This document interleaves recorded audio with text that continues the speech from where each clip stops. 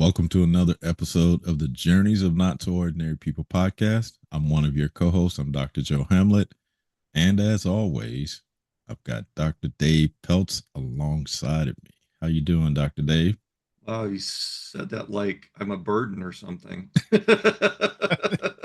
Yeah, he's No, tagging along again. I would never say that out loud. So Right. But did you? maybe I did. Well, sounds like Dave's doing okay, even though I kind of somberly introduced him.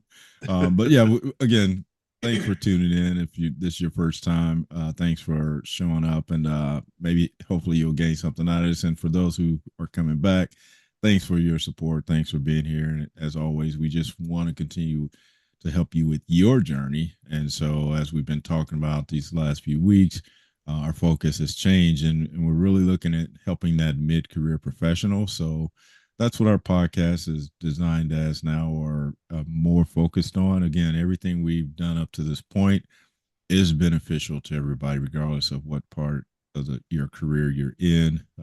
There's a lot of bonus nuggets out there that you can go back and actually use and apply to today. But that's kind of our focus.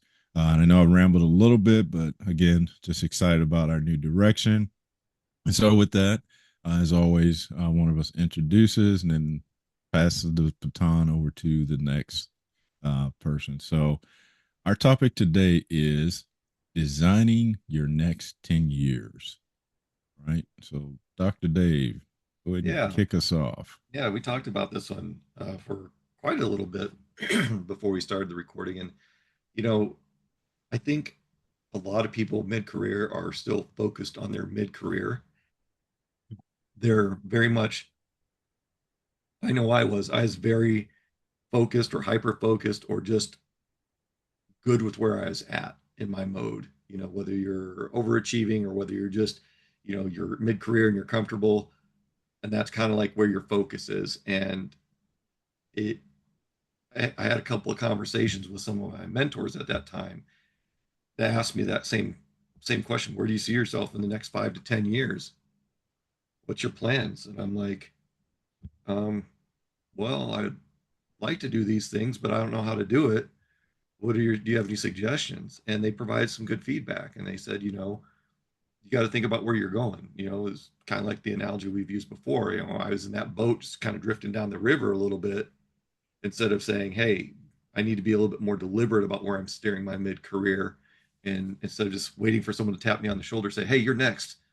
So um, it's about deliberateness. You have to be deliberate about the next 10 years. Whether you're 5 years into your career journey or you're 10 or 15 years into your journey. I mean, if you're mid-career, then you need to figure out what the next 10 years is going to look like. Where do you want to go? Where do you see yourself? Reverse it. We've said it so many times. Reverse engineer. Identify those things or those steps or those um, tools that you need to acquire to get you there. And then to take it a little bit further, if you're mid-career and you're thinking, well, I'm mid-career, I don't want to be here forever, Dave and Joe. I want to retire. What do you need to start doing to get that plan in place? What does that retirement goal look like for that next 10 years? What do your finances look like? Are you still buying all the toys and taking all the trips? Or are you saying, hey, I need to start paying some stuff down so I can live within my means because I'm going to be on a fixed income or my 401 or my investments or whatever. And maybe you've got all that stuff figured out. But when we're talking about designing the next 10 years, these are things that we need to think about. Dave, you bring up a couple of good points. That the idea that you really need to think about your career as far as where you want to be the next 10 years. But I think more importantly too is how your personal life. I mean, your retirement situation. Your how much money are you going to have in your savings?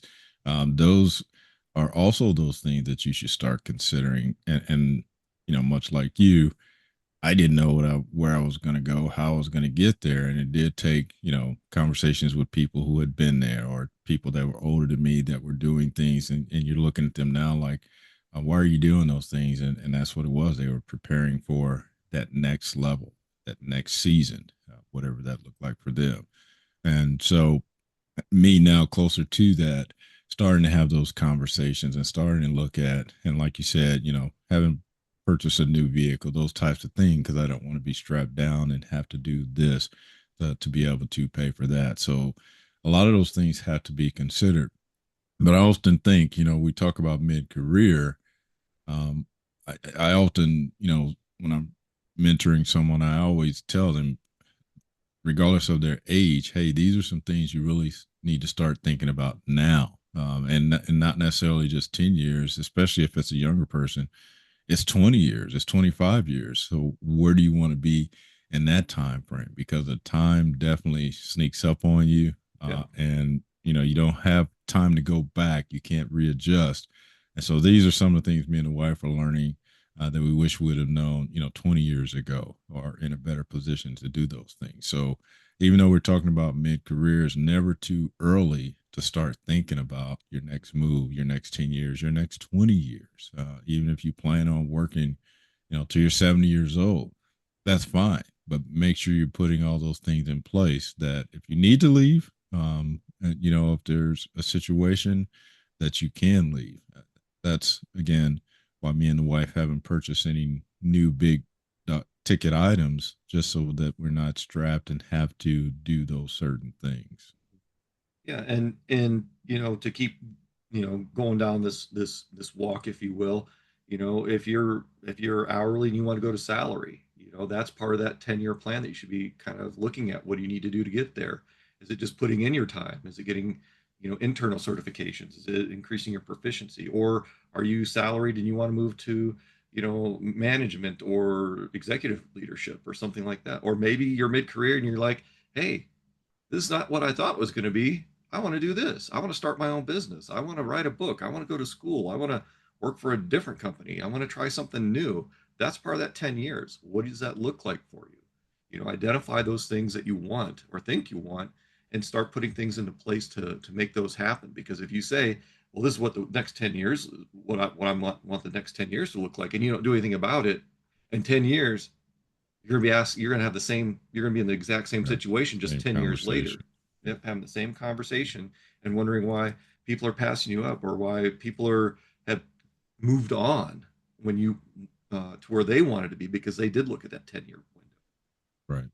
Well, and that's again, that's another one of those recommendations I make to people. Like I say, that maybe have been at a job for 10 years, 15 years. They're enjoying where they are today. And, I always just tell them just to keep in mind, you're happy today, but in 5 years, your body's going to change. You're not maybe have the energy. Maybe you're doing a really physically demanding job that requires, to be in better shape.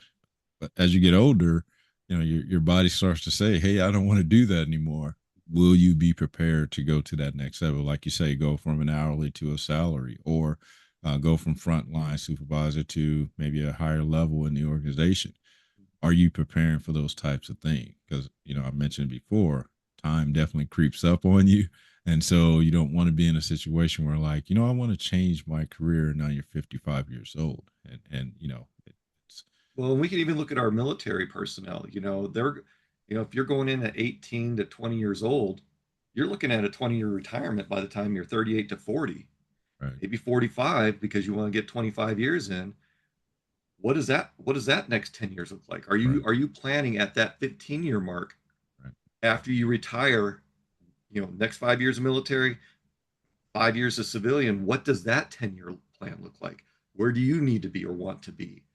Or maybe you're getting ready to retire at 38 or 40 today, and you're like, crap, where's my next 10 years? What does that look right. like? What am I going to Because in the do? military, we're so focused on doing our military thing, we don't take the time to really process what the civilian side of things is going to look like because we've been so indoctrinated into the military culture. Yeah. No, you're right. I think that's the challenge that, a lot of people that have been in the military for a long time, not really understanding what they need to do to get to that next level, whether it's go work for another organization. What does that look like? Do you plan to try and come in as at a higher level, or are you going to just be willing to accept maybe starting over, going into an industry or an organization where you're no longer, this high ranking individual or high tenured individual, seniority wise, you may end up starting at the bottom. Are you prepared for that? So those Yeah. are some I'm great glad you touched on considerations. that because, you know, it's a hard thing to accept being veterans that we gained all this experience and expertise Right, to have someone and maybe education to tell us, hey, that's great.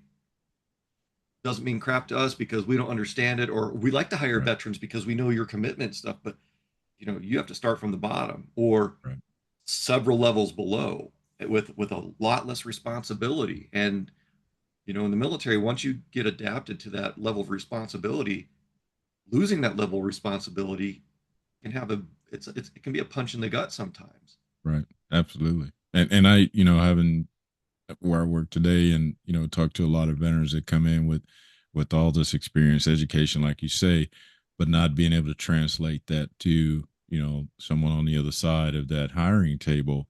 That is a challenge because you're right. They'll be hired or accepted into the to that organization, but potentially at a lower role than they're expecting because of not being able to translate, or again, that person on the other side of the table not understanding what you bring to the table. So it is a or challenge. potentially them not even caring.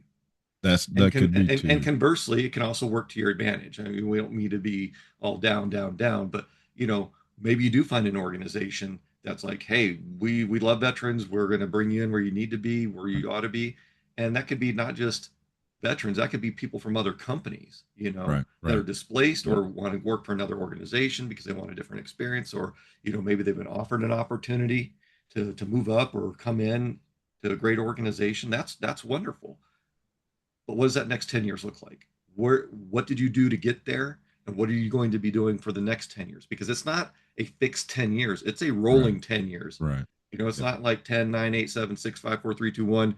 Oh, now I do another 10. No, Right, right. it's It 10 years is continues. consecutively Yeah. rolling. It's always Yeah. 10 years forward. What are you looking at? What are you designing for? Because things change, environments change. Well, and we say this all the time, about being prepared for that next thing, and I don't ever want to come off as thinking always think of that next thing, but at the same time, uh, once you get complacent or you get to a point where you think, oh, everything's great, I like this, and then things change and you haven't done anything, then you're stuck.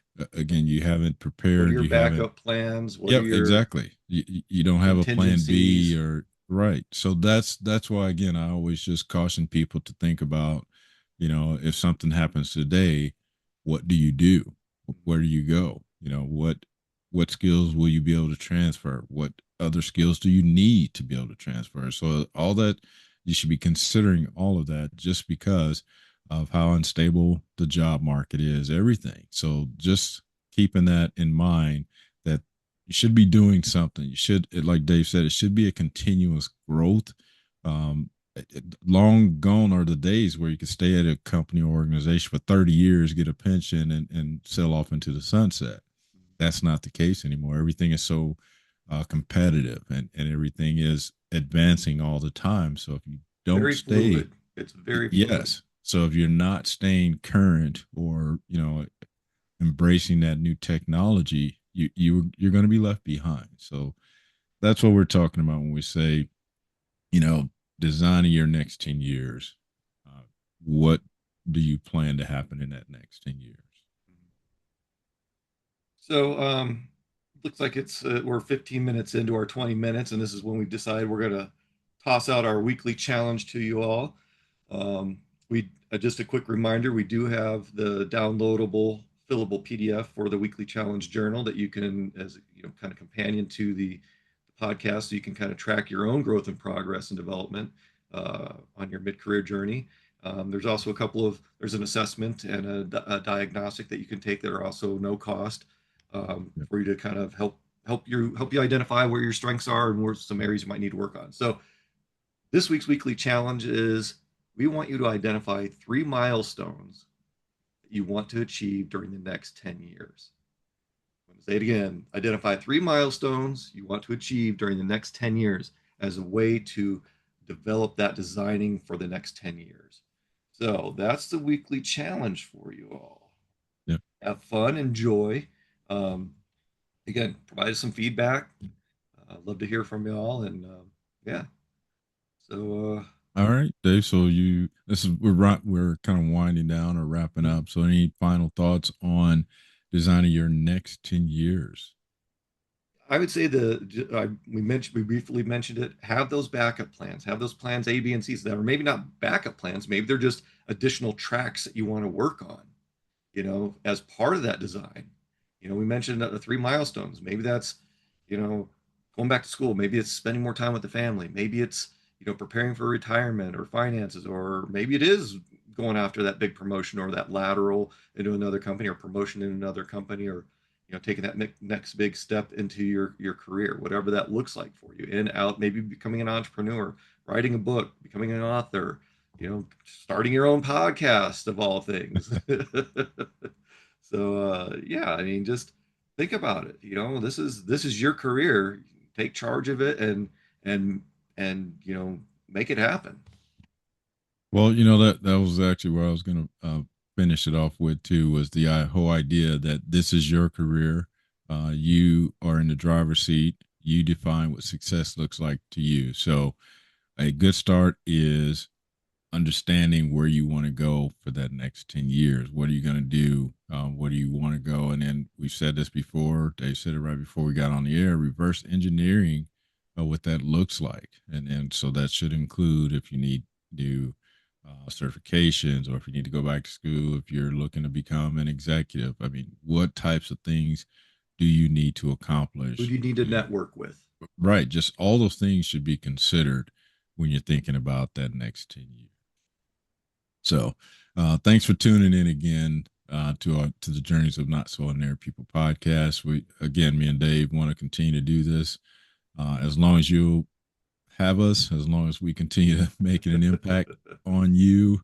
And again, if somebody else may benefit from this content, please share our information with them. And if there's topics you want to hear about, things you want us to discuss, let us know. Again, all of our information is in the description.